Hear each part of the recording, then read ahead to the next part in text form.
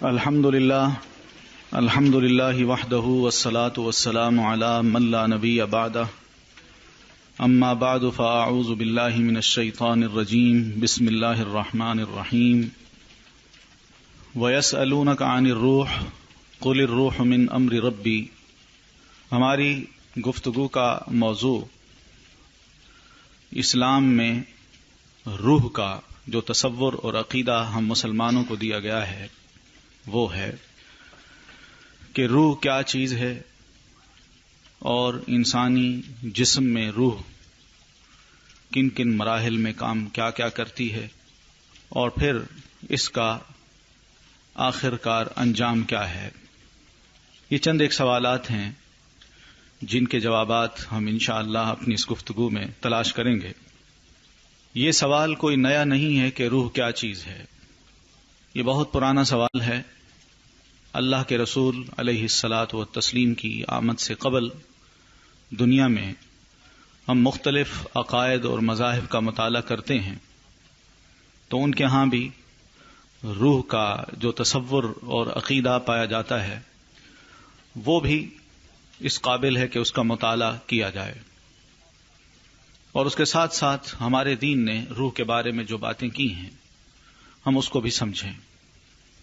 یہ بات حقیقت ہے کہ اسلام کی آمد سے قبل روح کی حقیقت کے بارے میں لوگوں کو قطعاً کوئی علم نہیں تھا اور نہ آج علم ہے. وہ چیزیں جو انسان کی عقل سے ماورا ہیں ان چیزوں کو اللہ تعالی نے اپنے پاس رکھا ہے. اس کا علم کسی انسان کو نہیں دیا لیکن توہمات کی بنیاد پہ شک کی بنیاد پہ روح کے بارے میں عجیب و غریب اعتقادات لوگوں نے بنا لیے تھے. ہم دیکھتے ہیں کہ ہمارے قریبی ہمسایہ ملک میں یعنی ہندوستان میں ہندوؤں کے ہاں تناسخ کا ایک عقیدہ ہے. یہ بہت پرانا ہے جس کا مطلب یہ ہے کہ کوئی انسان جب مرتا ہے تو اس کی روح کسی اچھے یا برے پرندے کے جسم میں آ جاتی ہے یا پھر وہ بندہ جب فوت ہوتا ہے تو اس کی روح بعد والے انسان میں منتقل کر دی جاتی ہے.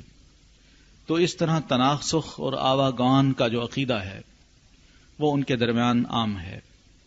یہی چیز اہل مصر کے ہاں بھی پائی جاتی تھی کہ وہ بھی یہ سمجھتے تھے کہ انسان جب فوت ہوتا ہے تو اس کی روح کروان نام کا ایک پرندہ ہے ان کے ہاں اس کے جسم میں آ جاتی ہے اور یہ پرندہ میت کے گھر والوں کے پاس یا میت کے گھر کے ارد گرد منڈلاتا رہتا ہے اور اس کی روح بے چینی کا اظہار کرتی رہتی ہے جب تک گھر والے میت کی طرف سے کوئی قربانی نہ دیں، کوئی صدقہ نہ کریں یا کسی بت کے نام کوئی چڑھاوا نہ چڑھائیں، اس کی روح پرندے کے جسم میں بے چین رہتی ہے. یہی وہ بات تھی جو اہل کتاب بھی نہ سمجھ سکے، یہودی اور عیسائی. تو انہوں نے نبی علیہ الصلاۃ والتسلیم سے یہ سوال کیا کہ اللہ کے رسول روح کیا چیز ہے، یا انہوں نے کیا یا کرایا. تو نبی علیہ الصلاۃ والتسلیم بھی اس کا اگر جواب دیتے ہیں تو یہی فرماتے ہیں قل الروح من امر ربی، کہ اللہ کے رسول آپ یہ فرما دیجئے کہ روح جو ہے یہ میرے رب کا حکم ہے. یعنی میرے رب کے حکم سے یہ روح کسی بھی انسان کے جسم میں آ جاتی ہے اور کسی بھی انسان کے جسم سے اللہ کے حکم سے نکل جاتی ہے. یہ ایک ایسی چیز ہے جس کو انسان نہ ہاتھ سے محسوس کر سکتا ہے، نہ آنکھ سے دیکھ سکتا ہے، نہ اس کا وجود کوئی ایسی چیز ہے کہ جس کو کوئی جگہ مل سکے. یہ روح ایک لطیف جسم ہے اور اللہ نے جب سے اس کو پیدا کیا ہے یہ اسی حالت میں ہی ہے. یعنی اس معاملے میں اس طرح کہ مثلا ہم جب عالم بالا میں یعنی اس دنیا میں آنے سے قبل جہاں تمام انسانوں کی روحیں موجود تھیں تو اللہ نے اس روح کو جو بنایا تھا وہی روح اب بھی ہمارے جسم میں ڈال دی.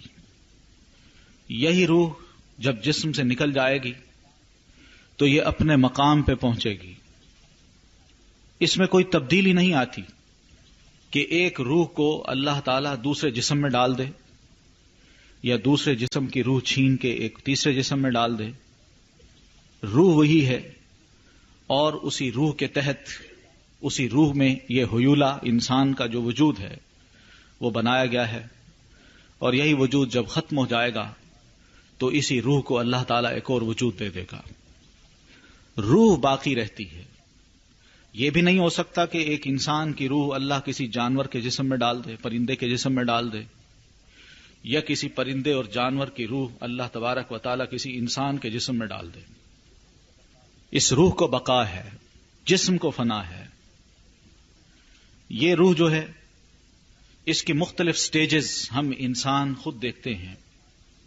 دنیا میں جب ہم آئے تو اس دنیا میں آنے سے قبل ہماری روح موجود تھی ایک پہلی دنیا میں، اور اب یہاں موجود ہے. جب یہاں سے آگے جائیں گے تو اب تیسری دنیا میں یہ روح چلی جائے گی. لہذا تسلسل کے ساتھ اس کو بقا تو حاصل ہے، لیکن ہر سٹیج میں جب یہ روح داخل ہوتی ہے تو اس روح کا تعلق پچھلے سٹیج سے نہیں ہوتا. وہ اس طرح کہ آج ہم دنیا میں بیٹھے ہیں، ہمیں کوئی علم نہیں کہ ماں کے پیٹ میں یا اس سے پہلے کہ ہم کیا تھے، کہاں تھے، ہمیں کوئی علم نہیں ہے، اور نہ ہی یہ علم تھا کہ ہم آگے کہاں جانے والے ہیں. اس لیے کہ اس روح میں اللہ تبارک و تعالی نے وہ عقل، وہ جسم جو اس وقت ہمیں بخش رکھا ہے اللہ نے نہیں دی تھی. اس لیے اس عالم میں جو یہاں دنیا میں آنے سے قبل ہماری روح تھی اس کا تعلق اس دنیا سے نہیں تھا. اب یہاں ہم پہنچ گئے، ہمیں کوئی علم نہیں کہ ہم پہلے کیا تھے، اس لیے کہ اس وقت ہمارے پاس عقل نہیں تھی، جسم نہیں تھا، صرف روح تھی. اللہ نے اس دنیا میں اس کو وجود بخشا، یعنی جسم ہمیں عطا کیا، اس میں یہ روح ڈال دی. پھر یہی روح جب ختم ہو کے، یعنی دنیا سے یہ وجود، انسان کا وجود جب ختم ہو کے دوسرے عالم میں پہنچے گا تو وہاں پہنچ کر بھی اس کا تعلق اس عالم سے نہیں ہوگا، اس کا تعلق اسی عالم سے ہوگا. لیکن چونکہ انسان کو یہاں اللہ عقل دیتا ہے، جسم دیتا ہے، تو لہذا اس عالم میں پہنچ کے اس انسان کو یہ ضرور محسوس ہوگا کہ میں نے دنیا میں جو کام کیے ہیں اس کا ایک ایسے عالم میں مجھے ریوارڈ دیا جا رہا ہے.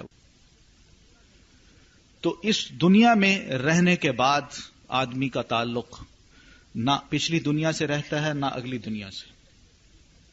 اسی طرح جب یہ وجود ختم ہوگا تو یہ روح تیسری دنیا میں جب جائے گی، عالم برزخ میں، تو اس کا تعلق اس دنیا سے نہیں ہوگا. اسی وجہ سے اللہ تعالیٰ نے یہ بات ارشاد فرمائی، قل الروح من امر ربی. اللہ کے رسول آپ دنیا والوں کو یہ فرما دیجئے کہ روح میرے رب کے حکم میں سے ہے. اس کا حکم ہوگا تو روح کسی وجود میں آ جائے گی، اس کا حکم ہوگا تو یہ روح کسی وجود سے نکل جائے گی. لیکن یہ بھی حقیقت ہے کہ جس عالم میں یہ روح ہو وہ واپس پلٹ کے بھی نہیں جا سکتی. یہ بھی اللہ تعالیٰ نے ایک فیصلہ کر رکھا ہے. یعنی یہ نہیں ہو سکتا کہ جو انسان اس دنیا میں اب موجود ہے اس کی یہ خواہش ہو کہ میں پچھلے عالم میں جانا چاہتا ہوں، یہ نہیں ہوگا. نہیں اسی طرح جو بندہ یہاں سے مر کے اگلے عالم میں پہنچے گا اس کی بھی یہی خواہش ہوگی کہ میں دنیا میں جانا چاہتا ہوں، لیکن یہ نہیں ہو سکتا. قرآن مجید کی سورہ السجدہ میں اللہ تعالیٰ نے ان مجرموں کا، گناہ گاروں کا ذکر کیا ہے جن کی بداعمالیاں ان کو آخرت میں دوزخ کی طرف دھکیل کے لے جائیں گی. وہ قیامت کے دن رب کی بارگاہ میں یہ کہیں گے، ربنا ابصرنا فسمعنا فرجعنا نعمل صالحا انا موقنون. اللہ، اب ہم نے اپنی آنکھوں سے اپنے انجام کو دیکھ لیا ہے، لہذا ہماری یہ درخواست ہے کہ تو ہمیں دنیا میں بھیج دے. ہم وعدہ کرتے ہیں نعمل صالحا کہ ہم اچھے عمل کریں گے. کیوں؟ اس لیے کہ انا موقنون، ہمیں اب یقین آ چکا ہے کہ تیرے رسولوں نے دنیا میں جو بات کہی تھی، تیرے قرآن نے جو بات کہی تھی وہ بالکل برحق تھی، لیکن یہ تو ان کی بات ہوگی، لیکن یہ ناممکن ہے کہ اللہ تعالیٰ ایسے انسانوں کی خواہش کو پورا کرے اور انہیں کہے کہ ٹھیک ہے آپ دنیا میں چلے جائیں. اس لیے کہ قرآن مجید میں یہ الفاظ بھی ہیں، اللہ ان کو یہ سنائیں گے کہ ہمیں پھر بھی پتا ہے کہ تم دنیا میں گئے تو اسی طرح کے کام کرو گے جیسے پہلے کرتے رہے ہو، لیکن یہ تو محال ہے کہ تم اس دنیا کو چھوڑ کے جب ہمارے پاس آ گئے تو ہم تمہیں دوبارہ اس عالم میں بھیجیں. نہیں، یہ نہیں ہو سکتا. یہ ایک بنیادی تصور ہے، عقیدہ ہے ہمارے دین کا، کہ جس کی وجہ سے یہ زندگی اور موت، یہ الفاظ قرآن مجید نے اپنی ٹرمینالوجی میں ہمیں انٹروڈیوس کرائے ہیں. زندگی اور موت کا تصور بھی یہی ہے کہ ہم لوگ مختلف سٹیجز سے گزر کے جب ایک سٹیج میں ہوتے ہیں تو ایک زندگی ہے، وہاں سے گزر کے جب دوسرے عالم میں گئے تو پچھلے عالم کی موت ہو گئی، اب دوسرے عالم میں وہ ایک زندگی ہے. یہ زندگی اور موت صرف انسانوں کا ہی خیال ہو سکتا ہے، انسانوں کے درمیان ہی یہ چیز ہو سکتی ہے. یہ وجود زندگی اور موت کا انسانوں کے لیے ہے، لیکن اللہ تعالیٰ کے لیے نہیں ہے. اللہ تعالیٰ کے لیے اس لیے نہیں ہے کہ نہ اللہ کے لیے ماضی کوئی حیثیت رکھتا ہے، نہ حال کوئی حیثیت رکھتا ہے، نہ مستقبل کوئی حیثیت رکھتا ہے. اللہ تعالیٰ کے لیے تمام زمانے ایک جیسے ہیں. اور پھر اگر ہم اس عالم میں تھے، اب دنیا میں آئے ہیں، ہمارے لیے وہ عالم پردے میں ہے. دنیا میں ہیں ہم، یہ روشن ہے. جب یہاں سے اگلے جہان میں جائیں گے تو یہ پردہ ہو جائے گا. اس چیز کو، اس پردے کو کہا گیا کہ یہ موت ہے. ورنہ روح جو ہے اس کو اللہ تعالی نے زندگی دے رکھی ہے، اس کو کبھی موت نہیں آنی، فنا نہیں ہونی اس چیز میں. حدیث میں یہ آتا ہے کہ قیامت کے دن جب اللہ نے فیصلے کر دینے ہیں، اہل جنت کو اہل جنت میں اور اہل دوزخ کو دوزخ میں ڈال دینا ہے، تو پھر اس کے بعد اللہ تعالیٰ ان دونوں سے مخاطب ہو کے یہ لفظ ارشاد فرمائیں گے کہ اے جنتیو، تم ہمیشہ یہیں رہو، تمہیں موت کبھی نہیں آنی. اور اے دوزخیو، تم بھی ہمیشہ یہیں رہو، تمہیں موت کبھی نہیں آنی. لیکن یہ الفاظ جب اللہ فرمائیں گے، اس سے قبل یہی موت جو ہے، موت جو ہمارے لیے موت ہے، اس کو مینڈے کی شکل میں ان دونوں کے سامنے لائیں گے. اہل جنت بھی دیکھ رہے ہوں گے، اہل دوزخ بھی دیکھ رہے ہوں گے. مینڈے کی شکل میں اس کو اونچے مقام پہ لایا جائے گا اور اس کو ذبح کیا جائے گا، اور سب دیکھ رہے ہوں گے کہ موت ذبح ہو رہی ہے. جب موت ذبح ہو جائے گی، اس موقع پہ اللہ فرمائیں گے جنتیوں، تمہارے لیے کوئی موت نہیں، تم نے ہمیشہ یہی رہنا ہے. اور دوزخیوں، تمہارے لیے کوئی موت نہیں، تم نے ہمیشہ یہی رہنا ہے. تو یہ ایک بنیادی عقیدہ ہے جو دین ہمیں دیتا ہے. یہ بالکل اس طرح آپ سمجھیے کہ اللہ تعالیٰ کے لیے زندگی اور موت جو انسانوں پر وارد ہوتی ہے کوئی حیثیت نہیں رکھتی. یہ بالکل اس طرح ہے جیسے یہ، یعنی اس کے پیچھے جو افراد بیٹھے ہیں آپ کو نظر نہیں آ رہے، اور آپ ان کے پیچھے بیٹھی ہیں، ان کو یہ نظر نہیں آ رہے. یہ ایک پردہ ہے. لیکن جو سامنے بیٹھنے والا ہے وہ دونوں طرف دیکھ رہا ہے. اللہ تعالیٰ کی ذات بالکل اس طرح ہے کہ اس کے سامنے حال بھی ہے، ماضی بھی ہے، مستقبل بھی ہے. اس کے لیے کوئی پردہ نہیں ہے. پردہ ہمارے لیے ہو جاتا ہے جس کو ہم سمجھ بیٹھتے ہیں کہ یہ موت آ گئی یا زندگی مل گئی.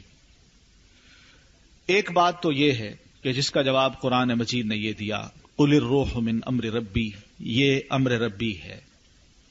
یعنی اللہ کا حکم ہو تو کسی وجود میں حرکت آ جاتی ہے، اللہ کا حکم نہ ہو تو وجود بے حرکت بے حس پڑا رہتا ہے. انسان کو جب موت آتی ہے ہم خود دیکھتے ہیں کہ اس کا جسم بے حس و حرکت پڑا رہتا ہے، اس کا دل کام نہیں کر رہا ہوتا، اس کا دوران خون رک جاتا ہے، اس کی آنکھیں ایک جگہ ٹک جاتی ہیں.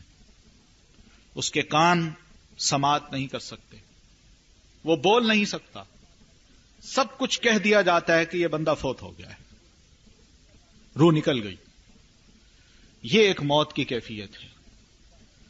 کوئی بھی انسان جو زندہ ہے اس دنیا میں، اس کو جب موت آتی ہے تو اس کا جسم بے حس و حرکت ہو جاتا ہے، اور پھر اس کے بعد اس کو ڈکلیئر کر کے یہ فوت ہو گیا ہے، دفن کر دیا جاتا ہے۔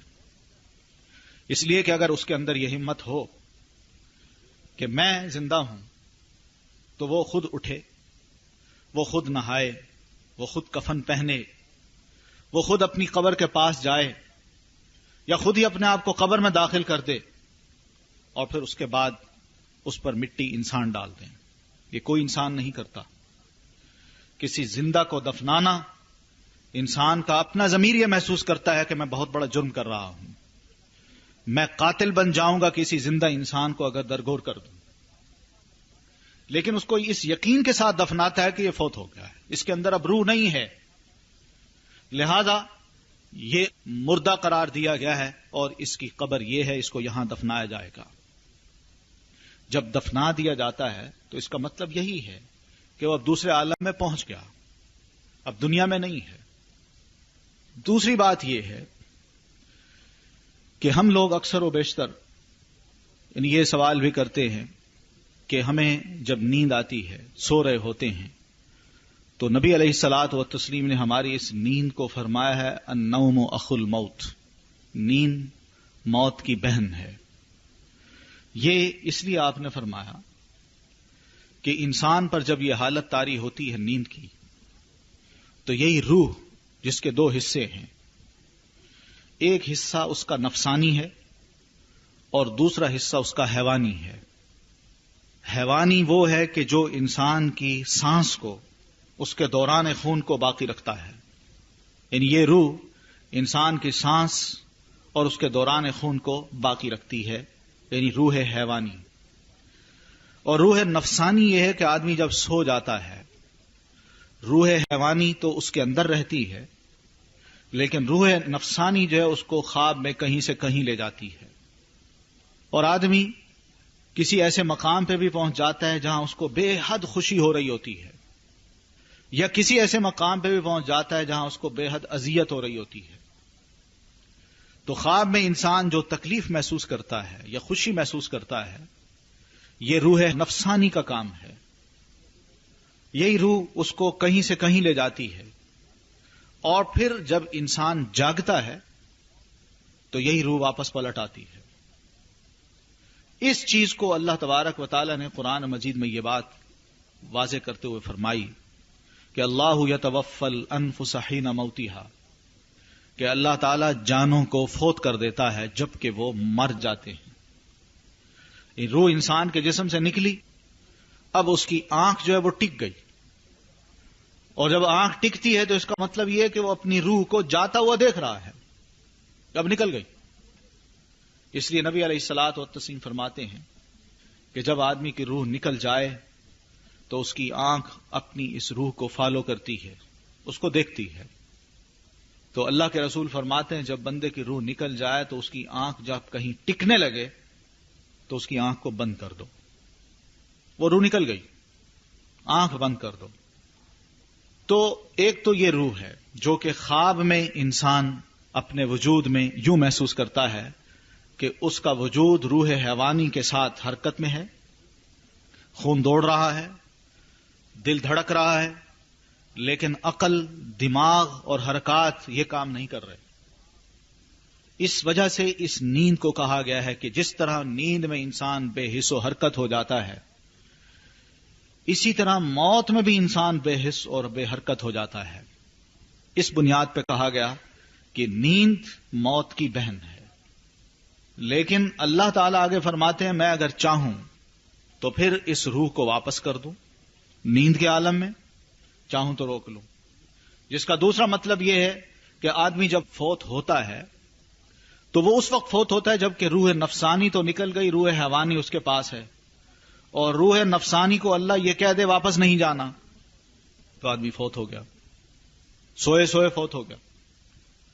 اور اگر اللہ یہ چاہے تو روح کو لوٹا دے تو آدمی وہی اٹھ کے بیٹھ جائے، اس کی موت کا وقت ابھی نہیں آیا۔ قرآن مجید میں اللہ تعالیٰ نے اس طرح یہ صراحت کی۔ تو اس کا مطلب یہ ہے کہ ہم لوگ جو خواب میں جو کچھ دیکھتے ہیں واقعی محسوس کرتے ہیں کہ اس میں ہمیں اذیت ہو رہی ہے یا ہم خوشی محسوس کر رہے ہیں، اور پھر ایسے ڈراؤنے خواب کبھی کبھی دماغ میں اس طرح نقش ہو جاتے ہیں، کبھی نہیں مٹتے، اور اچھے خواب بھی دماغ میں اس طرح ثبت ہو جاتے ہیں کہ ہمیشہ یہ یاد رہتے ہیں۔ اس کی وجہ یہ ہے کہ روح نے اس چیز کا مطالعہ کیا ہے، روح نے اس کو دیکھا ہے۔ تو یہ روح نفسانی اور روح حیوانی کے درمیان کی جو زندگی ہے، یہ ہماری زندگی ہے۔ روح نفسانی کو اللہ لے لے تو انسان پر موت آ جاتی ہے، یا روح حیوانی کو لے لے تب بھی انسان کو موت آ جاتی ہے۔ تو یہ ہے روح کے بارے میں ہمارے اسلام کا ایک مختصر سا تجزیہ، اور بالکل واضح سے تصورات ہیں، عقائد ہیں جو اللہ تعالیٰ نے ہم مسلمانوں کو دیے ہیں۔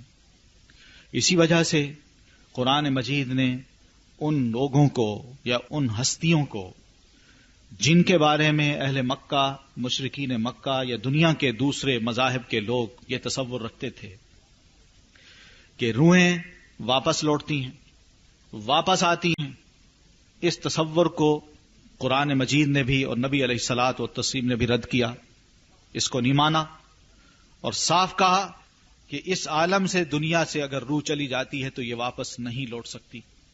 عالم برزخ میں اب چلی گئی، نہ ہی اب کسی کو اختیار ہے کہ وہ اس روح کو واپس لائے، اس لیے کہ اللہ نے اجل مسمى یعنی مقررہ وقت جو ہے جو انسان کا لکھا ہوا تھا، اس وقت تک تو یہ روح اس جسم میں باقی رکھی، اب اس نے اس کو لے لیا ہے، اب یہ واپس نہیں آئے گی۔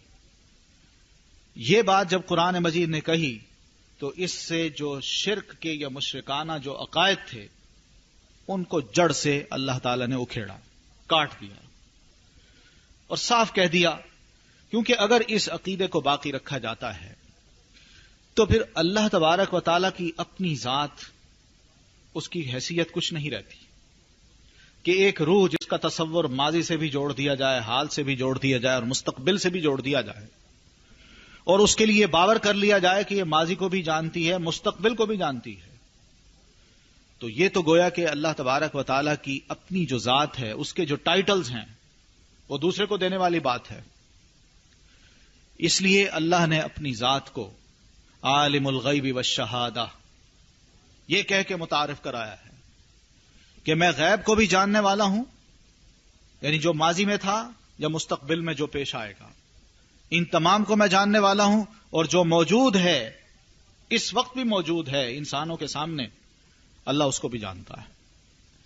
یہ ایک بہت بڑی بات ہے کہ اگر بندہ اس کو سمجھ لے، مسلمان خاص طور پر اس کو سمجھ لے، تو اس کو یہ اندازہ ہو سکتا ہے کہ غیر مسلموں کے جو عقائد ہیں ان میں خرابیاں کہاں کہاں ہیں، وہ کیوں شرک میں گرفتار ہوتے ہیں، ان کے نزدیک دو خداؤں کا یا زیادہ خداؤں کا تصور کیوں آتا ہے، وہ کیوں ان پہ اعتقاد رکھتے ہیں۔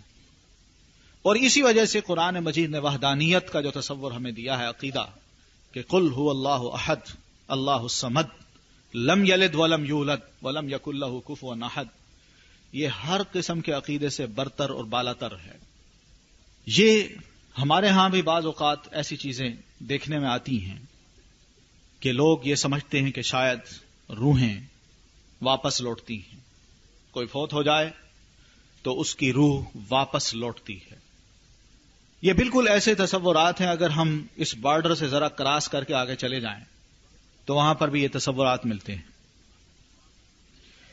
تو ان کے ہاں جو عقائد ہیں وہی عقائد اگر ہم رکھ لیں تو کوئی فرق نہیں رہتا،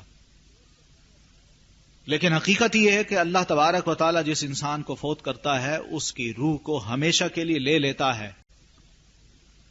آگے جو اس نے کرنا ہے یہ اس کا اپنا فیصلہ ہے، وہ کب اس روح کو دوبارہ وجود میں لے آتا ہے۔ اب حدیث میں مثلا اس قسم کی وضاحتیں ہیں کہ نبی علیہ الصلاۃ والتسلیم فرماتے ہیں، نیک آدمی جب فوت ہوتا ہے تو اللہ کے فرشتے اس کے پاس آتے ہیں، ان کے پاس ایک خوشبودار رومال ہوتا ہے، اس کے پاس آتے ہیں اور اس کو یہ کہتے ہیں کہ اے پاک روح اس جسم سے نکل آؤ، آ جاؤ ہمارے پاس. یہ روح بے چین نہیں ہوتی، بہت خوش ہوتی ہے، اس لیے کہ فرشتوں کا ملک الموت اور اس کے ساتھ جو اس کی ٹیم ہے، ان کا آنے کا انداز اور ان کی گفتگو کا انداز یہ مرنے والے کو باور کرا دیتا ہے کہ میرا بڑا اچھا استقبال کیا جا رہا ہے اور مجھے ویلکم کہا جا رہا ہے، مجھے لگتا ہے کہ میرا آگے انتظار ہو رہا ہے. یہ وہ چیز ہے جو اس موقع پر اس کو دکھا دی جاتی ہے. اور اللہ کے رسول فرماتے ہیں اس طرح اس کی روح نکل جاتی ہے اس کے جسم سے جیسے یہ گلاس بھرا ہوا، بالکل ایک قطرہ بھی اس کے اندر ڈالنے کی مزید گنجائش نہ ہو، لبالب بھرا ہوا ہے. اسی کے اندر ایک قطرہ ڈال دیا جائے تو وہ ٹپک کے باہر گر جائے گا. بینی اسی طرح ایک مسلمان طیب بہترین انسان کی روح جو ہے وہ اس طرح اچھل کے باہر آ جاتی ہے بغیر کسی تکلیف کے. یہ ہوتا ہے ایک نیک آدمی کا انجام. اور پھر جب وہ روح اتنی اچھل کے باہر آتی ہے تو اس کا مطلب یہ ہے کہ بندہ اپنی روح کو بڑی خوشی کے ساتھ ان کے حوالے کر رہا ہے بغیر کسی خوف کے. یہ وہ چیز ہے جس کو ہم بار بار پڑھتے ہیں، لا خوف علیہم ولا هم يحزنون، کہ ایسے لوگوں کے لیے کوئی خوف نہیں، نہ مستقبل کا نہ حال کا، بلکہ اپنے مستقبل کو دیکھ کے بڑا خوش ہوتے ہیں کہ یہ وہ مقام ہے. اور اللہ تعالی یہ مقام انسانوں کو دکھا دیتا ہے، نیک انسانوں کو. آپ کو یاد ہوگا کہ نبی علیہ الصلاۃ والتسلیم کا جب آخری وقت آیا تو نبی علیہ الصلاۃ والتسلیم کے بارے میں حضرت عائشہ فرماتی ہیں کہ اللہ کے رسول کا سر مبارک میری گود میں تھا. بیٹھے بیٹھے اچانک ہی نبی علیہ الصلاۃ والتسلیم کی ٹکٹکی بند گئی اور پھر اس کے بعد آپ نے ہاتھوں کو اوپر اٹھایا اور یہ فرمایا اللہم بالرفیق الاعلی، اللہم بالرفیق الاعلی، اور پھر اس کے بعد آپ کا ہاتھ ڈھلک گیا اور آپ فوت ہو گئے. یہ آپ نے کیوں فرمایا؟ جس کا مطلب یہ ہے اللہ مجھے تیری رفاقت اعلی چاہیے، اعلی رفاقت کا میں خواستگار ہوں، میں وہاں پہنچنا چاہتا ہوں. آپ کو وہ مقام دکھا دیا گیا تھا، اس لیے آپ نے وہاں جانے کو ترجیح دی. اور اللہ کے رسول علیہ الصلاۃ والتسلیم یہ لفظ کہتے ہوئے اپنے اس مقام کو دیکھتے ہوئے فوت ہو گئے. ہماری تاریخ میں بھی بہت سے اچھے اچھے لوگ، اکثر و بیشتر آپ نے بھی سنا ہوگا، نیک لوگ جب فوت ہوتے ہیں تو اللہ تعالیٰ ان کو یہ نصیب کرتا ہے کہ مرنے سے قبل وہ یا تو کلمہ شہادت پڑھ رہے ہوتے ہیں یا سجدے میں ہوتے ہیں یا ایک اچھی حالت میں ہوتے ہیں کہ ان کا انجام اللہ تبارک و تعالیٰ بہت ہی اچھا کر دیتے ہیں. اسی وجہ سے اللہ کے رسول نے ہمیں ایک دعا سکھائی ہے کہ ہم مسلمان ہر وقت یہ دعا پڑھا کریں، اللہم احسن عاقبتنا فی الامور کلیہا، اے اللہ ہر معاملے میں ہمارا انجام بہترین فرما. یہ نبی علیہ الصلاۃ والتسلیم کی دعا ہوتی تھی کہ انسان کا انجام بہتر سے بہتر ہو. کوئی پتہ نہیں کہ آدمی ساری زندگی نیکیاں کرتا رہے اور آخر وقت میں کوئی ایسا غلط کام کر رہا ہو کہ عین اس موقع پر موت آ جائے. اس لیے نبی علیہ الصلاۃ والتسلیم اس دعا کو بارہا پڑھا کرتے تھے، ہر وقت اللہ تعالیٰ سے مانگا کرتے تھے. تو ایسے انسان کی روح کو فرشتے اوپر لے جاتے ہیں اور پھر وہاں پہ راستے میں ہی اس کی خوشبو اتنی پھیل جاتی ہے کہ ہر آنے جانے والا فرشتہ اس روح کو لے جانے والے فرشتوں کو کہتا ہے کہ کتنی مبارک روح ہے، یہ کون ہے؟ تو فرشتے جواب دیتے ہیں یہ فلاں ہے، فلاں کا بیٹا ہے. نام لیتے ہیں، باپ کا بھی نام لیتے ہیں. یعنی اس اعتبار سے بھی دیکھا جائے کہ باپ کا نام اس لیے لیتے ہیں کہ باپ بڑا مبارک انسان تھا جس نے اپنی اولاد کی اس طرح تربیت کی، کہ اس کی اس طرح تربیت کر کے آج اس کو یہ مقام نصیب ہوا کہ ہم اس کی روح کو اعلی علیین میں لے کے جا رہے ہیں. تو اوپر جب جاتی ہے دروازہ کھلتا ہے تو اللہ تبارک و تعالیٰ کے ہاں اس کو یہ خوشخبری سنا دی جاتی ہے کہ تم معاف کیے گئے انسان ہو، تمہارے اعمال کو ہم نے قبول کیا، لہذا تمہیں ہم ذرا جنت کی سیر کراتے ہیں. یہ بالکل اس طرح ہے جیسے ہمارے ملک میں باہر کا کوئی بادشاہ آ جائے، صدر آ جائے تو میٹنگز تو ایک دو ہو گئیں، لیکن اس کے بعد اس کو مختلف مقامات کی، اچھے مقامات کی سیر کرائی جاتی ہے. یہی کچھ وہاں ہوتا ہے. اس کو سیر کرائی جاتی ہے اور پھر اس کے بعد اس کی روح واپس جسم میں لائی جاتی ہے، اور قبر میں اس سے سوال جواب کرنے کے بعد اس کو اس کا مقام دکھا دیا جاتا ہے کہ تمہارا یہ مقام ہے، لیکن یہ مقام تمہیں ابھی نہیں ملے گا، یہ قیامت کے دن ملے گا. بس یہ اس کو دیکھتے رہو تم. تو اس اعتبار سے اس روح کو، اس جسم کو ایک خوشی محسوس ہوتی ہے، اور اس کی قبر جنت کے باغوں میں سے ایک باغ بن جاتی ہے. ابھی اس کو اس کا مقام دکھایا جاتا ہے، لیکن وہ اجر جو ہے اس کے اعمال کا وہ نہیں دیا جا رہا، وہ وہاں ملے گا، قیامت کے دن ملے گا. بہنی اسی طرح ایک بری روح کو جب فرشتے آ کے قبض کرتے ہیں تو ان کے آنے کا انداز، ان کے بولنے کا انداز کچھ اس طرح ہوتا ہے کہ وہ میت جو ہے، مرنے والا، وہ گھبرا رہا ہوتا ہے، اور اس کی روح کو جب یہ کہتے ہیں او ناپاک روح اپنے جسم سے نکل آؤ، یہ انداز گفتگو اس کو کپ کپاسا دیتا ہے. اس کی روح بجائے نکلنے کے جسم کے اندر بھاگتی ہے اور جگہ نہیں پاتی، جان نہیں دینا چاہتی کہ میں یہاں سے نکلوں، اس لیے کہ مجھے تو بڑے برے مقام پہ لے جائیں گے. لیکن اللہ کے رسول فرماتے ہیں کہ اس کی روح بہرحال بھاگ کے کہاں جا سکتی ہے. یہی فرشتے اس کی روح کو نکالتے ہیں. کیسے نکالتے ہیں؟ یہ بھی نبی علیہ الصلوۃ والتسلیم نے اس کی وضاحت یوں فرمائی، یہ عالم الغیب کی باتیں ہیں، اور یہ باتیں سوائے نبی کے کوئی اور نہیں بتا سکتا.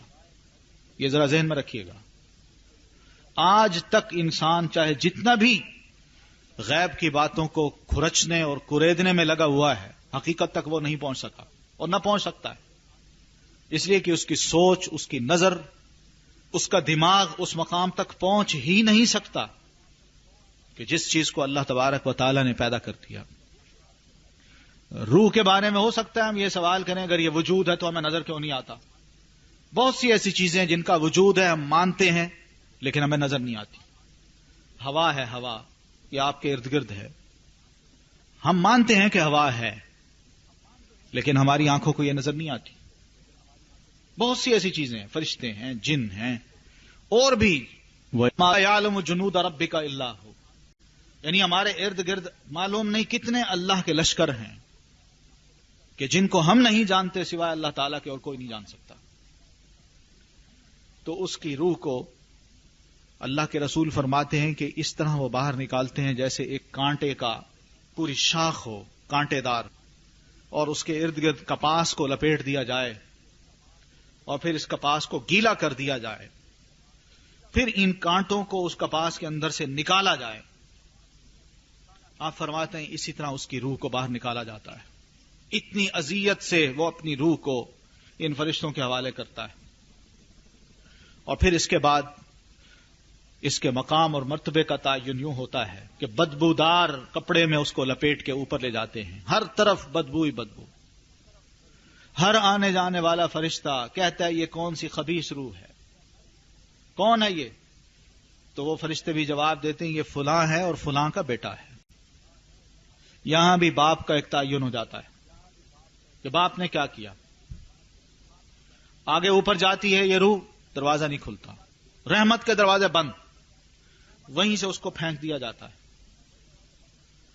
اور پھر اسی طرح قبر میں جب سوال اور جواب میں وہ ناکام رہتا ہے، پھر اس کے بعد اس کو اس کا مقام دکھا دیا جاتا ہے کہ یہ تمہارا انجام ہے، اب اس کی اذیت بھگتو. یہ بھی انجام دکھایا جا رہا ہے لیکن اذیت قیامت کے دن اس کو دی جائے گی. تو اللہ کے رسول علیہ الصلوۃ والتسلیم نے یہ جو باتیں کی ہیں یہ بھی بالکل اسی سوال کی طرح ہیں کہ روح کیا چیز ہے. جواب اللہ نے یہ دیا قل الروح من امر ربی، کہ آپ یہ فرمائیے روح جو ہے میرے رب کے حکم سے ہے. اب یہ رب کے حکم کو جاننے کی خواہش جو انسان کے اندر ہے، یہ ایسی خواہش ہے جس کو کبھی بھی پورا نہیں کیا جا سکتا، اور نہ اللہ کرنا چاہتا ہے، اور نہ ہی یہ ہو سکتی ہے. اس کی وجہ یہ ہے کہ اللہ فرماتے ہیں یہ میرا ایک حکم ہوتا ہے، میں جب کہتا ہوں کہ روح ہو جا اس جسم کے اندر اور اس کے اندر حرکت ہو جائے تو ہو جاتی ہے. اگر یہ بھی اختیار انسان کو دے دیا جاتا کہ وہ روحوں کو بنائے اور پیدا کر دے، تو انسان اللہ کو منہ چڑھاتا کہ تم نے نہیں دی اولاد، دیکھو میں نے خود پیدا کر دی، تم کون سے خدا بنے بیٹھے ہو۔ اس لیے ہماری شریعت میں متبنہ یعنی کسی بچے کو اڈاپٹ کرنا اور اس کو اپنا بیٹا بنا دینا اور یہی کہنا کہ یہ میرا بیٹا ہے، اس کو غلط قرار دیا گیا ہے۔ اور یہ کہا گیا قرآن مجید میں کہ ادعوہم لآبائہم، جس بچے کو کوئی باپ اڈاپٹ کر رہا ہے اس کے لیے ناجائز ہے کہ وہ ہو تو کسی اور کا بیٹا اس کو اڈاپٹ کر کے کہے کہ میں اس کا باپ ہوں۔ اللہ نے مسلمانوں سے یہ فرمایا کہ تم اس کا جو اصل باپ ہے اس کے نام سے اس کو پکارو۔ کیوں؟ اگر یہ نہیں کرو گے تو لوگ کہیں گے کہ اللہ تم نے تو مجھے اولاد نہیں دی، لو میں نے کسی کا بیٹا لے کے اپنا بیٹا بنا لیا ہے۔ یہ رب کا ایک قانون ہے، اس قانون کو بہر صورت مسلمان کو ماننا پڑتا ہے۔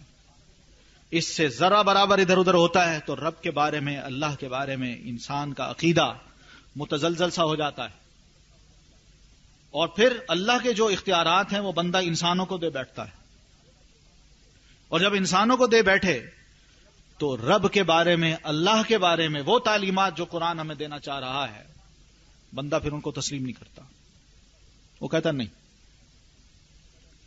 اب یہی تصور کہ روحیں آتی ہیں، غیروں کے ہاں بھی ہیں، ہمارے ہاں بھی چند بھولے بھالے مسلمان ان چیزوں کو اپناتے ہیں، خیال کرتے ہیں کہ شاید روح ہمارے ہاں بھی آتی ہے، اور خاص طور پر جن گھروں میں دکھ ہو، ماتم ہو جائے، وہاں پر اس قسم کی باتیں کی جائیں تو لوگ ذرا جلدی بھی قائل ہو جاتے ہیں کہ شاید آتی ہو روح، اس کی بے چینی کو دور کیا جائے، اس لیے کہ ایک ہمدردی ہوتی ہے مرنے والے کے ساتھ۔ تو یہ جو ہمدردی اس طرح کی باتیں ہیں کہ زندہ انسان ان لوگوں کے لیے ہمدردی اس ناطے سے پیدا کر لے اپنے اندر کہ شاید یہ ہر ہفتے میں ایک آدھ دن یہ ہمارے گھر میں روح آتی ہے، بے چین ہوتی ہے، یہ غلط بات ہے۔ وہ اس لیے کہ اللہ نے جب یہ روح لے لی تو وہ اس دنیا میں اب نہیں آ سکتی، اب یہ گئی دوسرے عالم میں، اب یہ واپس نہیں پلٹ سکتی۔ اگر یہ واپس پلٹتی ہوتی تو پھر وجود میں بھی آ جاتی، جسم میں بھی آ جاتی، اور جب جسم میں آ جاتی تو پھر انسان با اختیار بن جاتا کہ ہر روح کو جب چاہے اپنے پاس بلا لے اور جب چاہے اس مردہ لاش کو قبر میں نہ دفنائے، اپنے گھر میں رکھ لے، تاکہ یہ کل کو روح اس کے اندر آئے تو یہ کھڑا ہو کے ہمارے پاس آ جائے۔ آپ شاید ان تصورات کو جانتی ہوں گی کہ اہل مصر کے ہاں فرائنہ اپنی لاشوں کو یہ رنگ کے ممیاں بنا کے ان کو جب رکھا کرتے تھے بڑے بڑے کمروں میں، وہ اسی خیال سے رکھتے تھے کہ روحیں آتی ہیں اور ان کے اندر آ جائیں گی کسی نہ کسی وقت اور یہ اٹھ بیٹھیں گے۔ اسی لیے جب یہ عقیدہ اتنا کمزور تھا انسانوں کا، اور خاص طور پر ان لوگوں کا بھی جو اس وقت مسلمان تھے، کہ فرعون کو جب اللہ تعالی نے غرق کیا تو بنو اسرائیلی بھی اس بات کو یقین سے نہ تسلیم کر سکے کہ واقعی فرعون غرق ہو گیا، مر گیا ہے۔ وہ یہ سمجھتے تھے کہ شاید یہ دوبارہ زندہ ہو جائے، یہ مر نہیں سکتا۔ اللہ نے ان کے جواب میں یہ فرمایا تھا وَأَنْتُمْ تَنْظُرُونَ، کہ ہم نے اس کو غرق کیا اور تم اپنی آنکھوں سے اس کو دیکھ رہے تھے، کہ تمہیں یقین آ جائے کہ واقعی وہ بندہ مر گیا ہے، ڈوب گیا ہے، اور اس کی لاش سمندر نے اٹھا کے باہر پھینک دی۔ یہ وَأَنْتُمْ تَنْظُرُونَ کی جو بات کی ہے، ثُمَّ أَغْرَقْنَا آلَ فِرْعَوْنَ وَأَنْتُمْ تَنْظُرُونَ، کہ ہم نے آل فرعون کو غرق کر دیا اور تم اپنی آنکھوں سے دیکھ رہے تھے۔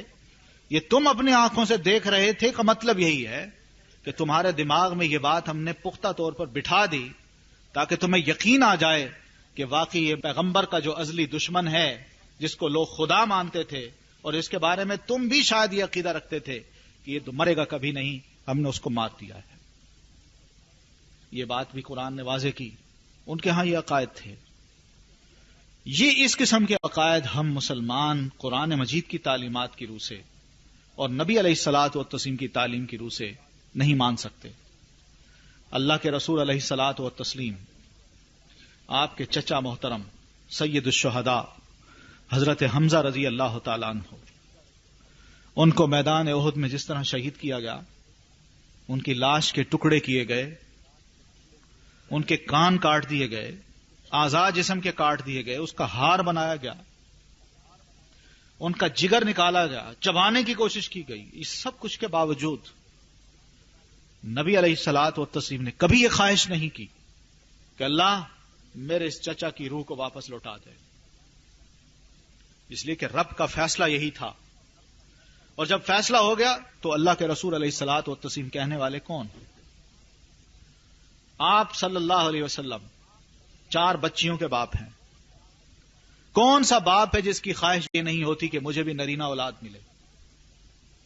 اللہ نے نرینہ اولاد دی، بچے ہیں 2-4 ماہ کے، 2 سال کے، 2.5 سال کے ہوتے ہیں، بچے فوت ہو جاتے ہیں، اور اللہ کے رسول روتے روتے، آنسو بہاتے بہاتے ان بچوں کو قبر کے سپرد کرتے ہیں۔ کبھی آپ نے یہ نہیں کیا کہ اس کو میں نے دفنانا نہیں ہے، اس کی روح واپس آئے گی یا یہ زندہ ہوگا، نہیں۔ ایسے تصورات کو بھی نبی علیہ الصلاۃ والتسلیم نے غلط قرار دیا کہ کوئی بندہ یہ سوچے کہ آج کا دن اس اعتبار سے بڑا اہم ہے کہ اس دنیا میں یا تو کوئی بڑی روح آ رہی ہے یا بہت بڑی روح اس دنیا سے اٹھ کے جا رہی ہے۔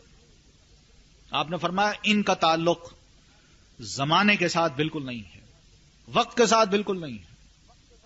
اللہ کے رسول کے دور میں سورج گرہن ہوا، سورج کی روشنی کم پڑی، تو وہاں پہ عام یہ بات پھیلی تھی مسلمانوں کے درمیان کہ سورج جب گرہن ہوتا ہے تو اس کا یہ مطلب ہوتا ہے کہ آج کے دن کوئی بڑی شخصیت یا تو پیدا ہو رہی ہے یا بہت بڑی شخصیت آج کے دن فوت ہو جائے گی۔ جیسے ہمارے ہاں یہ عام بات ہے کہ جمعہ کے دن 2 خطبے ہو جائیں، ایک عید کا اور ایک جمعے کا، تو کوئی بڑا اہم واقعہ ہونے والا ہے۔ یہ باتیں ایسی نہیں ہیں۔ اللہ کے رسول نے کھڑے ہو کے تمام صحابہ کرام کو جمع کیا، خطبہ دیا، ایک لیکچر دیا، اس موقع پہ یہ فرمایا کہ ان الشمس والقمر آیتان من آیات اللہ، کہ مسلمانوں سورج اور چاند ان کی روشنی کو سلب کر لینا، ان کو بے نور کر دینا، یہ اللہ کی نشانیوں میں ایک بہت بڑی نشانی ہے۔ اللہ اپنی پہچان کروا رہا ہے دنیا والوں کو، وہ اس طرح اللہ تعالیٰ فرمانا یہ چاہ رہے ہیں کہ دیکھو کتنا بڑا سورج ہے، اس سورج کو میں بے نور کر دیتا ہوں۔ جب میں اس کو بے نور کر سکتا ہوں، چاند کو بے نور کر سکتا ہوں، یہ انسان اور یہ دنیا، یہ زمین چھوٹی سی، اس کی زندگی کو یا اس کے نور کو میں چھین کیوں نہیں سکتا؟ گویا کہ اللہ تعالیٰ اپنی قدرت کا اظہار کر رہے ہوتے ہیں اور ایک ایک انسان کو یہ باور کرا رہے ہوتے ہیں کہ یہ بہت بڑی چیز اگر میں نے بے نور کر دی ہے تو اے انسان تم کوئی ایسی چیز نہیں ہو کہ تمہاری روح کو میں لے نہ سکوں اور تمہیں بھی بے نور نہ کر دوں، تمہاری آنکھیں بھی کچھ نہ دیکھ سکیں۔ یہ عقائد تھے، نظریات تھے جو اللہ کے رسول علیہ الصلاۃ والتسلیم نے لوگوں میں عام کیے، بتایا، ان توہمات کو نکالا۔ نبی علیہ الصلاۃ والتسلیم کے دور میں ایک دفعہ عید جمعہ کے دن آئی، اس موقع پہ ایک مسئلہ بتایا ان کو، اور یہ نہیں فرمایا کہ آج کے دن خدا نخواستہ کوئی بڑا واقعہ ہونے والا ہے، بلکہ آپ نے یہ فرمایا تو بڑا مبارک دن ہے کہ اللہ نے ایک دن کو ہمارے لیے 2 خوشیاں بنا دیا، ایک عید کی خوشی، ایک جمعہ کے دن کی خوشی۔ اور پھر آپ نے یہ بھی فرمایا کہ دیکھو ایک دن میں 2 خطبے جو ہیں یہ نہیں ہو سکتے، یعنی ایک عید کا خطبہ ہو اور ایک جمعے کا خطبہ ہو۔ آپ فرماتے ہیں اس کے لیے میں امت کو اجازت دیتا ہوں کہ وہ چاہے تو جمعہ کا خطبہ سننے کی بجائے ظہر کی نماز پڑھ لے، جس طرح عام ظہر کی نماز پڑھی جاتی ہے، اور اگر چاہے تو جمعہ کا خطبہ پڑھ لے، اختیار دے دیا آپ نے۔ لیکن آپ نے جب یہ مسئلہ فرمایا تو ساتھ یہ فرما دیا انا مجمعون، کہ ہم خود جمعہ پڑھیں گے۔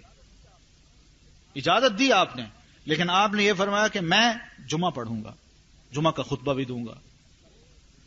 یہ ایک مسئلہ تھا جو اس طرح آپ نے واضح کیا. وہ وہم یا توہمات جو مسلمانوں کے ذہنوں میں کسی بھی طریقے سے آ سکتے تھے، اللہ کے رسول علیہ الصلاۃ والتسلیم نے ان کو نکالا، باور کرا دیا کہ ایک دن اور رات کا آنا جانا یہ اللہ تبارک و تعالیٰ کے قدرت کی نشانیوں میں ایک نشانی ہے. اس کا انسانی زندگی کے ساتھ یا انسان کی زندگی میں جو اہمیت ہوتی ہے یا خدا نخواستہ کوئی نقصانات اس کو آتے ہیں، ان کے ساتھ ان کا کوئی تعلق نہیں. اصل میں انسان کے اپنے اعمال ہی ہوتے ہیں جو انسان کو اس مقام پہ لے جاتے ہیں. یہ آپ نے باور کرایا.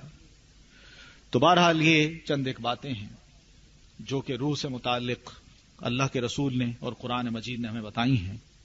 اللہ تعالی ہمیں ان کی سمجھ عطا فرمائے، اور جو باتیں میں نے کہی ہیں اگر ان میں کہیں کوئی خامی ہو تو میری بھی اور آپ تمام کی بھی اصلاح اللہ تعالی فرمائے. اگر آپ کے پاس کوئی سوال ہو تو آپ کر سکتی ہیں.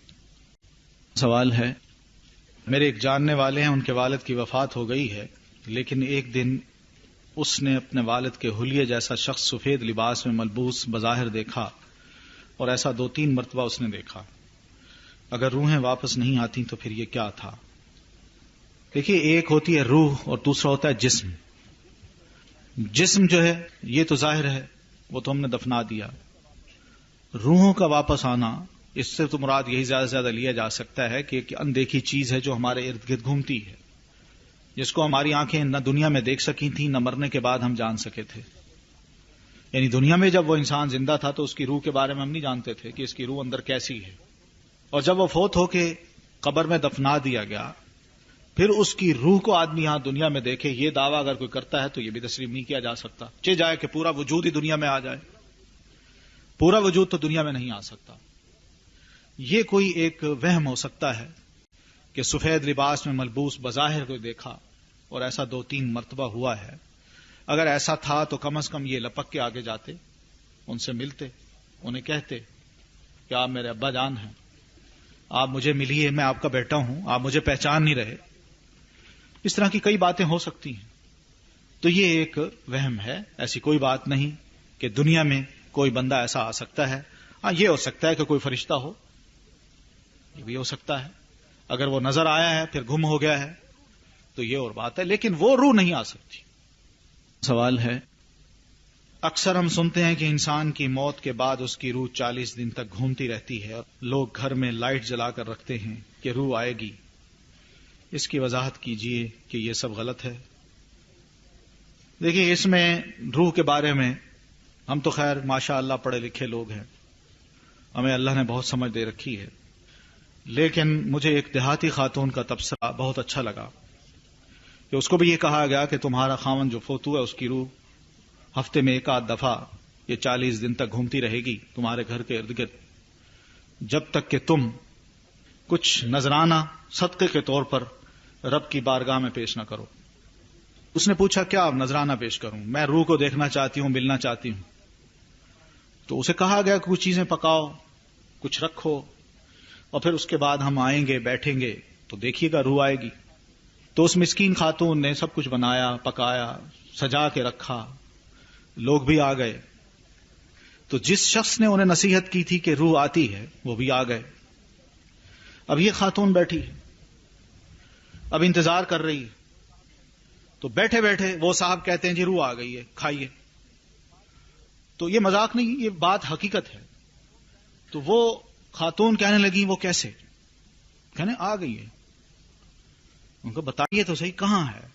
ان کو میں کہہ رہا ہوں آ گئی ہے.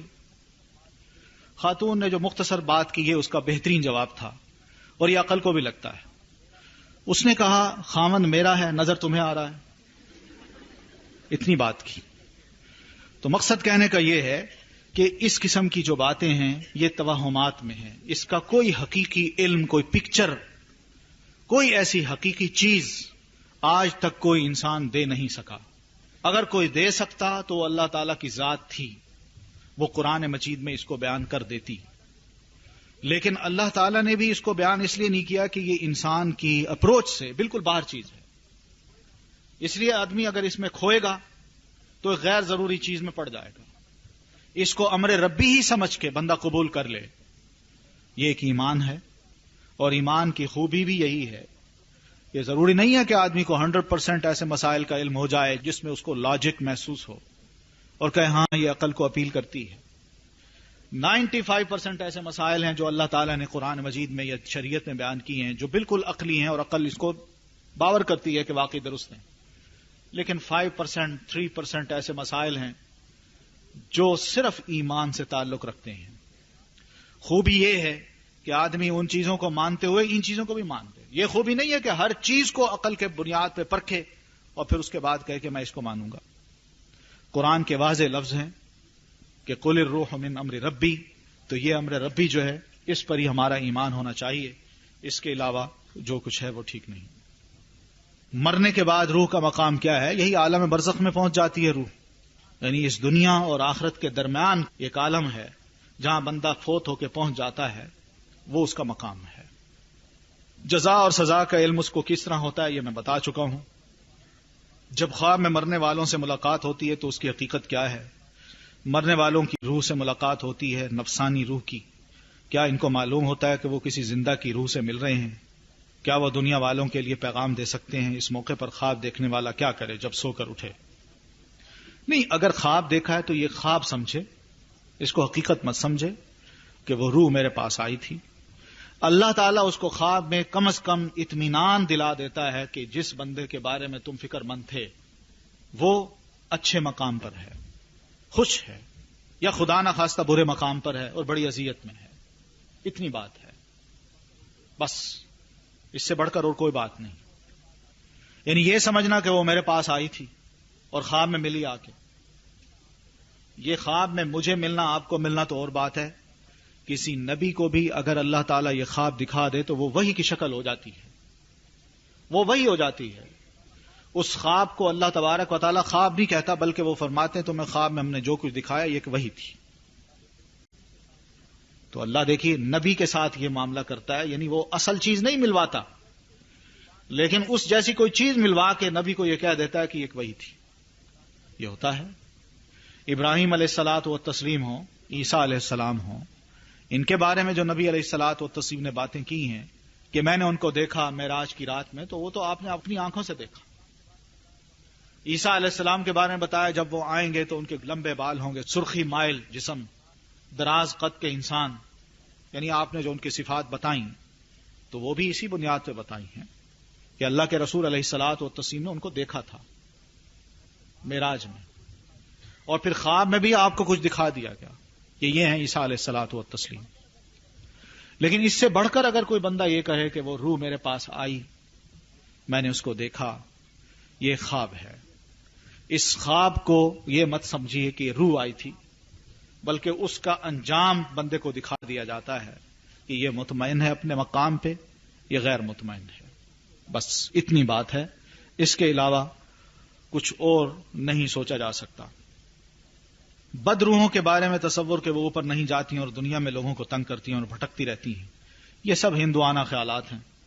ہمارے مسلمانوں کے درمیان نہ کوئی قرآن نے ایسی بات کی ہے نہ رسول نے ایسی بات کی ہے. بد روح سے مراد اگر آپ جن لیتے ہیں تو یہ ٹھیک ہے، جن بد روح ہو سکتی ہے.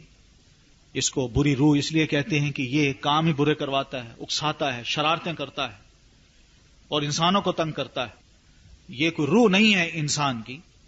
کوئی برا انسان فوت ہو گیا اور اس کی روح جب عالم برزخ میں چلی گئی تو وہاں سے وہ واپس آ جاتی ہے اور گھومتی رہتی ہے، ایسی کوئی بات نہیں. اللہ نے اگر اس کو گھمانا تھا تو مارتے نہ، بلکہ اس کو تو مار کے سزا دے دی کہ تمہارا یہ مقام ہے، اس کو بتا دیا اس کا انجام. بد روح سے مراد عام طور پر ہمارے ہاں جن لیے جاتے ہیں، وہ جن جو کہ انسانوں کو تنگ کرتے ہیں، اور خاص طور پر خواتین کو. یہ حقیقت ہے. اور پھر اس میں یہ بھی ہوتا ہے کہ یہ عامل قسم کے جو لوگ ہیں نا، عامل قسم کے، یہ جس علاقے میں رہیں وہاں یہ مسائل پیدا ہوتے ہیں. تو یہ ایک بات ہے، ورنہ جہاں یہ چیز نہیں ہے، عامل نہیں ہے، وہاں آرام سے انسان رہ رہے ہوتے ہیں. ایک ایسا عمل کہ جس سے کسی عزیز یا ویسے ہی کسی کی روح کو ملوایا جاتا ہے اور روح حاضر ہوتی ہے، اس سے بات ہوتی ہے. کچھ لوگ باقاعدہ اس پر یقین کرتے ہیں، ان کا کہنا ہے کہ ہم نے خود روح سے ملاقات کی. نہیں، یہ وہ روح نہیں ہے. یہ وہی روح جو بد روح کی بات آپ نے کی تھی، یہ وہ روح ہوتی ہے. وہ جو کہ ہمیں نظر نہیں آ رہی ہوتی. ہم سمجھتے ہیں کہ شاید وہ روح آ گئی ہے، اور وہ ہوتا ہے جن جو ہمارے حالات کو جان چکا ہوتا ہے. اس لیے جب وہ آتا ہے تو ہم سے بات کرتا ہے تو ہم سمجھتے ہیں کہ اسی لہجے میں، تو ہم سمجھتے ہیں کہ شاید وہ پرانی روح آ گئی ہے، انسان آ گیا ہے. یہ ایمان کو بگاڑنے والے کام ہوتے ہیں، ان سے ہمیشہ بچنا چاہیے. بعض مفسرین کے مطابق انسان کے وہ اعمال جن کے اچھے یا برے اثرات معاشرے پر ثبت ہوتے رہتے ہیں اور ان کے اثرات کے مطابق انسان کے اعمال پر بھی پڑتے ہیں. اس طرح اگر ایک شخص اچھا تھا مگر اس نے کوئی ایسے کام بھی کیے کہ جن کے برے اثرات نے اس کے اعمال کو ضائع کر دیا، اور آخرت میں وہ ان اثرات کی وجہ سے ان انعامات سے محروم ہو سکتا ہے. اور اس طرح کوئی یہ انسان اپنے کچھ اعمال کی بدولت اچھا مقام پا سکتا ہے، تو پھر موت کے وقت جو مقام دکھا دیا گیا تھا کیا وہ تبدیل ہو جائے گی؟ نہیں، وہی مقام ہوتا ہے اس کے اعمال کی بنیاد پہ.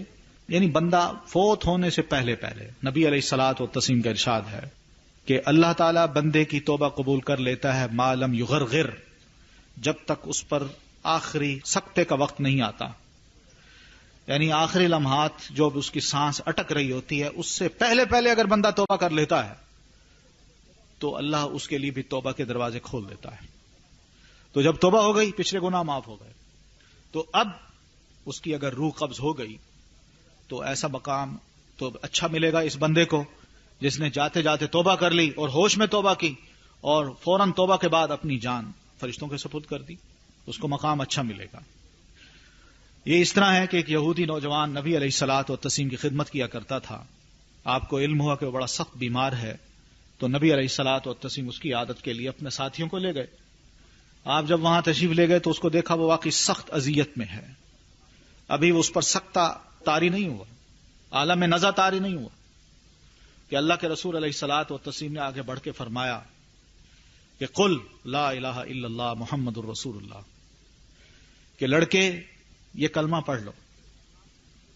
اب وہ نبی علیہ السلام کی طرف بھی دیکھتا ہے اور اپنے باپ کی طرف بھی دیکھتا ہے. یہ یہودی ہے، سر پہ کھڑا ہے. تو باپ کی طرف جب وہ دیکھتا ہے تو باپ اسے کہتا ہے اطع ابا القاسم، کہ بیٹے ابو القاسم، یعنی نبی علیہ السلام کی یہ کنیت تھی، بیٹے ابو القاسم کا کہنا مان لو. باپ کہتا گیا، بیٹے نے کلمہ پڑھ لیا، اور کلمہ پڑھا، اس کے فوراً بعد اس پر عالم نزع طاری ہوا، فوت ہو گیا. نبی علیہ الصلوۃ والتسلیم نے فرمایا یہ مسلمان فوت ہوا ہے، اس کی تجہیز اور تکفین ہم کریں گے، اس کا جنازہ پڑھیں گے اور اس کو خود دفنائیں گے. اس کو دفنایا، تو جب دفنا دیا گیا اس کے لیے دعا کی تو نبی علیہ السلام فرماتے ہیں دیکھو کیا نصیبے والا نوجوان تھا، تھوڑا سا عمل کیا ہے لیکن اس کا اجر اس انسان کو بہت زیادہ دیا گیا ہے. صرف کلمہ ہی پڑھا ہے، یہ عمل ہے، اور پھر اس کے بعد اس کو اجر جو اللہ نے دیا ہے وہ جنت میں پہنچا دیا ہے. تو یہ نہیں ہوتا. آدمی کا جو آخری عمل ہے وہی کاؤنٹ ہوتا ہے اللہ تعالیٰ کے ہاں، اور یہ آخری عمل جتنا اخلاص میں ڈوبا ہوا ہو، چاہے اچھا ہو یا برا، اس کی بنیاد پہ آگے نتائج مرتب ہوتے ہیں. کیا یہ بات ٹھیک ہے کہ انسان جب قبر میں ہوگا تو جب تک قیامت نہیں آئے گی جنت کی کھڑکی کھل جائے گی، نیک لوگوں کے لیے اور برے لوگوں کے لیے دوزخ کا دروازہ کھل جاتا ہے، قبر میں بھی سزائیں ملتی ہیں؟ عذاب قبر کا جو معنی ہے وہ یہی ہے کہ جیسے میں نے حدیث یہ سنائی ہے آپ کو کہ اس میں اللہ کے رسول یہی فرماتے ہیں کہ اس کے لیے اس کو اس کا مقام دکھا دیا جاتا ہے، کھڑکی کھول دی جاتی ہے، یہ تمہارا مقام ہے، لیکن تم ابھی جاؤ گے نہیں وہاں، تم نے قیامت تک یہیں رہنا ہے. قیامت کے روز اللہ تبارک و تعالیٰ تمہیں یہ مقام عطا کریں گے. اس سے اس کی روح مطمئن ہو جاتی ہے، وہ خوش رہتا ہے. کہتے ہیں کہ نیک بزرگوں کی روحیں مغرب کے وقت گزرتی ہیں، کیا ایسا صحیح ہے؟ اور یہ بھی کہا جاتا ہے اگر ان کے راستے کے بیچ میں ہم کھڑے ہوں تو ہمیں تکلیف دیتے ہیں. کہتے ہیں، کہا جاتا ہے، یہ کہتے ہیں اور کہا جاتا ہے، یہ کوئی دلیل نہیں ہے. دلیل دیکھیے، آپ پڑھ رہی ہیں قرآن مجید میں ما لہم بہ علم، ان کے پاس کوئی علم نہیں ہے. ان یتبعون الا ظنا، وہ وہم و گمان کی بنیاد پہ یہ سارے کام کر رہے ہیں. تو یہ کام نہیں چلے گا. آپ ماشاء اللہ اب قرآن پڑھ رہی ہیں، آپ قرآن مجید کے ایک ایک لفظ کو سیکھ رہی ہیں. قرآن مجید تو ہمیں ہی باور کرا رہا ہے کہ جو بات بھی آپ سنیں، اختیار کریں، دماغ میں بٹھائیں، تو کم از کم اس کے پیچھے آپ کے پاس دلیل ہونی چاہیے. اللہ کے رسول علیہ الصلوۃ والتسلیم نے بھی یہ نہیں چاہا تھا. اقرأ بسم ربک الذی خلق، یہ پہلی وحی جو اللہ کے رسول صلی اللہ علیہ وسلم پر اتری ہے. تو اس کا مطلب کیا ہے؟ پڑھو، پڑھنے کی بات ہے، علم کی بات ہے، علم الانسان ما لم یعلم، علم کی بات ہے. تو گویا کہ یہ دین تو ایک علمی دین ہے. علم اگر کسی کے پاس ہوگا اس دین کا تو وہ محفوظ رہے گا، اگر نہیں ہوگا تو محض نبی علیہ الصلوۃ والتسلیم لوگوں کو یہ کہتے بس صرف کلمہ پڑھتے جاؤ، اس کو سمجھو نا اور میرے ارد گرد جمع ہو جاؤ، یہ کام نفع بخش ہوگا. اللہ کے رسول یہ کر سکتے تھے، لیکن آپ نے یہ نہیں چاہا کہ میں جاہلوں کا جھمگٹا اپنے ارد گرد اکٹھا کر لوں. آپ نے یہ کبھی نہیں چاہا. آپ نے جب وحی آئی مسلمانوں کو سکھا دیا، ان کو پڑھایا، ان کو سمجھایا. قرآن مجید میں یہ بتایا گیا کہ وَيُعَلِّمُهُمُ الْكِتَابَ وَالْحِكْمَةَ کہ اللہ کے رسول ان مسلمانوں کو کتاب کی بھی تعلیم دیتے ہیں، سکھاتے ہیں ان کو. ایک ایک چیز اللہ کے رسول سکھایا کرتے تھے. اس لیے کہا جاتا ہے، سنا ہے، لوگ کہتے ہیں، یہ بات نہیں چلنی چاہیے. کوئی بات ہو پھر ٹھیک ہے، کوئی دلیل ہو بہت اچھی بات ہے، نہیں ہے تو یہ کہا جاتا ہے، سنا ہے، لوگ کہتے ہیں، یہ بات ایسی نہیں چلنی چاہیے. کہا جاتا ہے کہ 40 روز کے اندر 70 قرآن شریف ختم کیا جائے تو اس بندے کو شہادت کا درجہ ملتا ہے. کیا یہ سچ ہے؟ 40 روز کے اندر کس کے لیے قرآن مجید ختم کیا جائے؟ میت کے لیے؟ نہیں، ایسی کوئی بات نہیں ہے. شارٹ کٹس مت ڈھونڈیے. قرآن مجید نے کہا فَمَن يَعْمَلْ مِثْقَالَ ذَرَّةٍ خَيْرًا يَرَهُ وَمَن يَعْمَلْ مِثْقَالَ ذَرَّةٍ شَرًّا يَرَهُ. جو بندہ ذرے برابر بھی کوئی اچھا عمل کر کے لائے گا اللہ اس کو وہ بھی دکھا دے گا، اور ذرے برابر اگر کوئی غلطی کر کے لائے گا اللہ اس کو وہ بھی دکھا دے گا. یہ قرآن مجید کی صورت ہے، اس کا یہ معنی ہے. اب بتائیے کہ میں کچھ بھی نہ کروں، فوت ہو جاؤں اور پیچھے والے میرے لیے یہ 70 قرآن پڑھ کے مجھے پھونک دیں اور اللہ تعالیٰ مجھے معاف کر دیں؟ کیوں؟ اگر اس قسم کی باتیں ہیں تو سنیے، یہی عقائد کرسچینٹی کے ہیں. وہ یہ کہتے ہیں کہ حضرت عیسیٰ علیہ الصلوۃ والتسلیم ہمارے گناہوں کی پاداش میں سولی پہ چڑھ گئے، لہذا ہم اب جو چاہیں کریں، قیامت کے دن ہم بخشے جائیں گے. گویا کہ سولی پہ چڑھنا ان کے لیے کیا ہوا، بعد کے عیسائی حضرات کے لیے کیا ہوا؟ وہ بن گیا ایک ثواب کا کام. میں جو چاہوں کروں، اللہ مجھ سے نہیں پوچھے گا، اس لیے کہ وہ سولی پہ چڑھ گئے. قرآن نے کہا لا تزر وازرۃ وزر اخری. کوئی بندہ جو اپنا گناہ کا بوجھ اٹھا کے لائے گا، کوئی دوسرے اس کے گناہوں کے بوجھ کو نہیں اٹھا سکے گا. ہر بندے نے اپنا بوجھ اٹھانا ہے، دوسرا نہیں اٹھائے گا. یہ واضح سے الفاظ ہیں. تو بہرحال یہ پھر جمعرات کی روح کی بات آئی ہے. زیادہ لوگوں کا سوال ہے کہ جو رشتہ دار وفات پا چکے ہیں اگر وہ خواب میں آئیں تو اس کی حقیقت کیا ہے؟ ٹھیک ہے، خواب میں آتے ہیں اچھے، اگر آپ محسوس کرتے ہیں کہ وہ خوش ہیں تو آپ یقین کیجئے کہ اللہ تعالی نے ان کو اچھا مقام دے رکھا ہے. اور اگر خدا نخواستہ کوئی بری حالت میں ہے تو پھر یہ بھی سمجھنا چاہیے کہ وہ تکلیف میں ہیں. تو اس کے لیے آپ زیادہ سے زیادہ دعا کیجئے. دعا کیجئے نماز کے بعد، ضرور دعائیں کیجئے ان کے لیے کہ اللہ ان کو معاف فرما. اور خاص طور پر مرنے والے کی جو اولاد ہے وہ اولاد اپنے باپ کے لیے ضرور دعا کرے، اس کا ثواب ضرور اس کو ملے گا.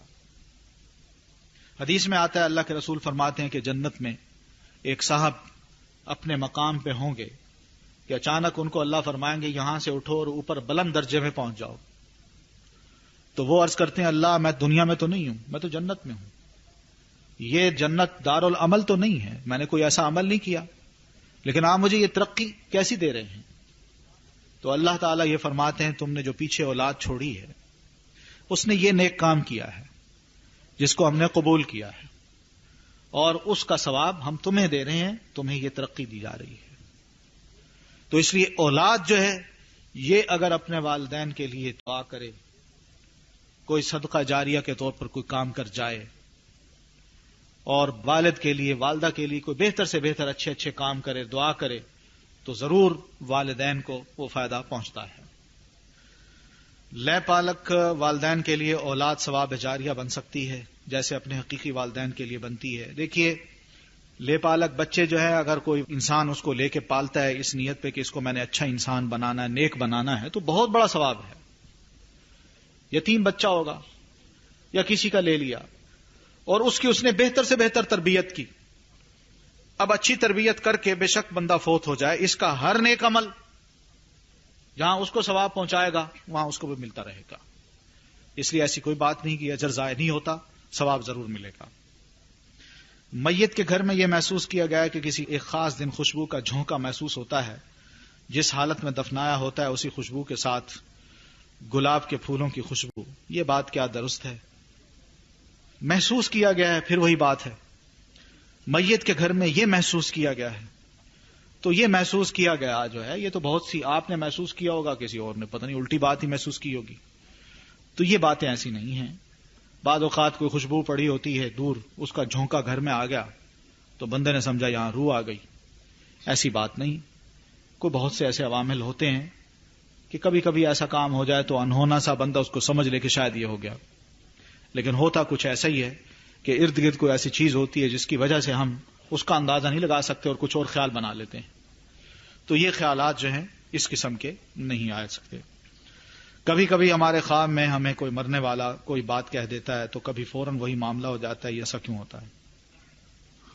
کوئی مرنے والا خواب میں کوئی بات کہہ دیتا ہے تو کبھی فوراً وہی معاملہ ہو جاتا ہے. ہاں تو ٹھیک ہے، ہو سکتا ہے وہ اچھی بات ہو، آپ کی رہنمائی کر دی گئی خواب میں، ٹھیک ہے، تو وہ اگر بہتر ہے تو ضرور اس کو اپنائیے. اگر خدا نخواستہ خراب ہے تو اس سے اجتناب کیجیے. تو اس میں کوئی حرج نہیں. یہ اللہ کی طرف سے ایک تائید ہے، لیکن اس کو یہ مت سمجھیے کہ وہ مردہ وہ اٹھ کے ہمارے پاس آ گیا تھا، اس کی روح آ کے ہمیں بتا گئی ہے. خواب خواب ہے، اس کو اس طرح مت لیجئے کہ ایک بندہ جب فوت ہو تو اس کی روح جو ہے ہمارے پاس آ جاتی ہے. جنوں کو انسان کی روح پر تصرف دیا گیا ہے یا نہیں؟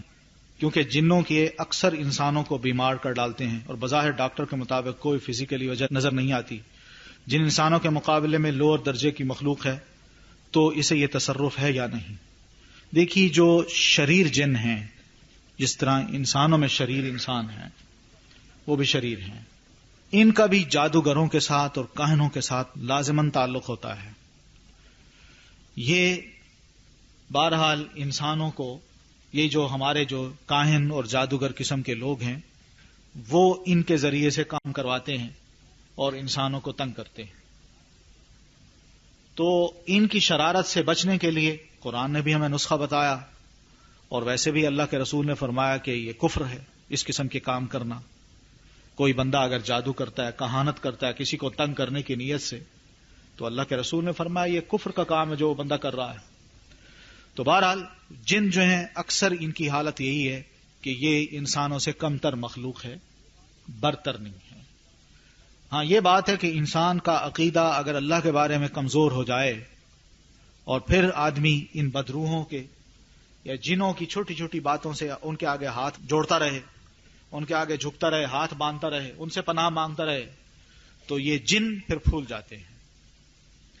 اور وہ کہتے ہیں کہ دیکھیے حدیث میں یہ آتا ہے کہ نبی علیہ الصلوۃ والتسلیم کی آمد سے قبل یہی اہل عرب جو تھے ان کے قافلے جب کہیں جاتے دور دراز ملکوں میں تجارت کے لیے تو راستے میں کہیں ان کو رات کو پڑاؤ کرنا پڑتا تو صحرا کے کنارے آ کے یہ کھڑے ہو کے کہتے او جنوں کے سردار میں نے رات یہاں گزارنی ہے، میں آپ کی پناہ میں آتا ہوں. یہ الفاظ ہیں ان کے. تو اس موقع پہ جنوں کا سردار جو ہے وہ پھول جاتا ہے. وہ اس طرح پھولتا ہے، وہ کہتا ہے جن تو مجھے سردار مانتے ہیں لیکن مجھ سے برتر مخلوق جو ہے اس نے بھی مجھے سردار مان لیا ہے.